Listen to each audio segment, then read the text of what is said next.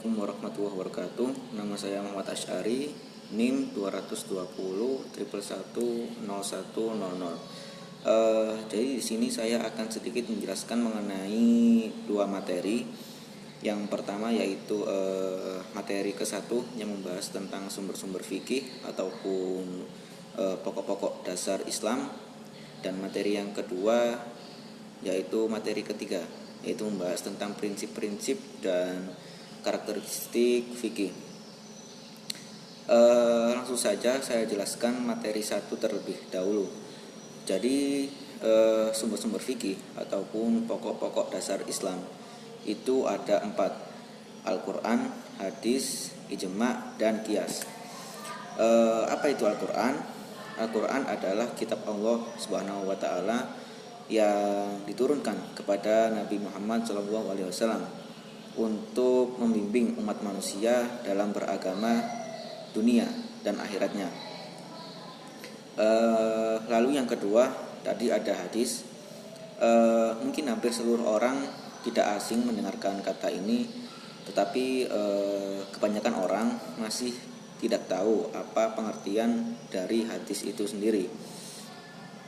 Jadi hadis adalah sabda-sabda Nabi Muhammad SAW serta perbuatan-perbuatan yang dilakukan oleh Nabi yang dapat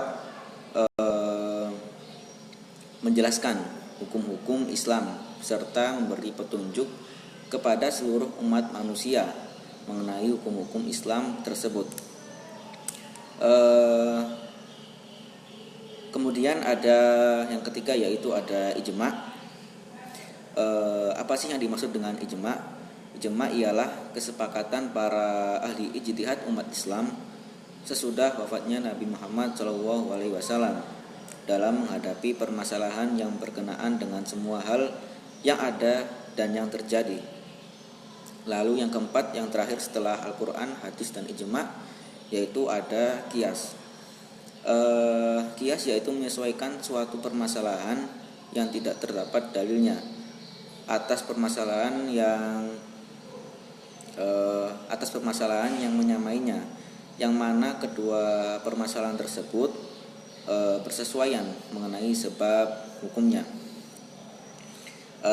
Baik, itu tadi merupakan materi yang pertama, materi 1. Sekarang saya akan menyampaikan sedikit materi yang kedua, yaitu prinsip-prinsip dan karakteristik fikih. Setidaknya ada 7 poin yang menjadi prinsip-prinsip fikih. Yang pertama yaitu prinsip tauhid. Prinsip ketauhidan menghargai akal pada posisi yang serasi dengan wahyu dalam upaya meyakini keberadaan Allah. Artinya di sini hukum Islam diperuntukkan bagi orang-orang yang berakal dan mau untuk berpikir. Kemudian poin yang kedua yaitu prinsip keadilan.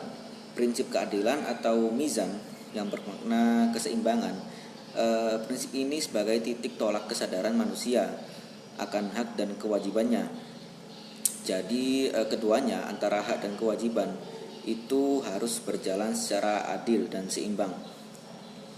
Lalu setelah tauhid dan keadilan, yang ketiga yaitu ada prinsip amar ma'ruf nahi mungkar. Tujuan prinsip ini adalah menyebarluaskan persamaan hak dan kewajiban dalam menjalankan apa-apa yang diperintahkan oleh Allah dan apa-apa yang dilarang oleh Allah Subhanahu wa Ta'ala. Selanjutnya yang keempat yaitu ada prinsip kebebasan. Prinsip ini dalam hukum Islam menghendaki agar agama atau hukum Islam disiarkan, disebarluaskan tanpa adanya paksaan sedikit pun, melainkan dengan sebuah penjelasan, demonstrasi, dan argumentasi. Artinya di sini tidak ada paksaan sedikit pun dalam memeluk agama Islam. Selanjutnya yaitu prinsip kemaslahatan. Prinsip ini bertitik tolak dari kaidah penyusunan argumentasi dalam berperilaku bahwa meninggalkan kerusakan lebih diutamakan daripada mengambil sebuah kemanfaatan. Lalu kemudian yang keenam yaitu prinsip at-ta'awun. Prinsip ini memiliki makna saling membantu antar sesama manusia yang disesuaikan dengan prinsip tauhid. Lalu yang terakhir, yang ketujuh, yaitu prinsip toleransi. Prinsip ini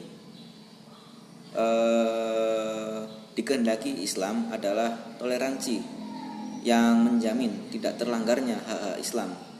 Prinsip ini sebagai tolak ukur pengamalan hukum Islam, karena cara berpikir manusia yang berbeda-beda satu sama lain harus saling menghargai. Selain prinsip juga ada karakteristik fikih. Jadi tadi prinsip ada 7, kemudian karakteristik fikih itu ada 6. Karakteristik yang pertama yaitu fikih Islam itu dasarnya adalah wahyu dari ilahi. Artinya di sini fikih Islam itu bersumber dari wahyu Allah yang terkandung dan tersurat dalam Al-Quran. Yang kedua yaitu fikih bersifat komprehensif.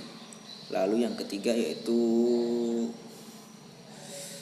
fikih berbicara tentang halal dan haram. Yang keempat yaitu fikih terkait dengan akhlak dan moral seseorang. Yang kelima yaitu adanya toleransi, adanya orientasi kolektivitas dalam fikih Islam. Dan yang terakhir, karakteristik yang keenam yaitu fikih menjadi hukuman. Fikih menjadi hukuman bagi pelanggar hukum di dunia dan akhirat. Hukuman menurut fikih di sini ada 2, yaitu pahala dan dosa. Mungkin cukup sekian dari saya penyampaian kedua materi tersebut mengenai Al-Quran, hadis, ijma' dan qiyas, dan karakteristik